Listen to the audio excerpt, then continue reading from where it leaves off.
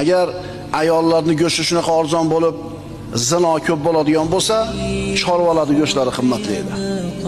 Agar odamlarning orasida hayo suvi ko'tarilsa, odamlarning yuzidan hayo suvi ko'tarilsa, ular uchun samo suvi kamayib ketadi. Bu qonun. Bu qonun. Shuning uchun haqiqiy ulug'vorlik nimada? Ana shu haqda turgan, sobit turgan ozchilik bilan birga bo'lishlikda. Ko'pchilik bilan bo'lishlikda emas. Allohning azobidan qutulishligimiz faqatgina mana shu Allohning dinini mahkam ushlagan ozchilik bilan birga bo'lganimizda bo'ladi. Albatta, bir joy bilan boshqa bir joyning farqi bor. Masalan, bir joyda g'arib bo'lsang, bir joyda g'arib bo'lmaysan.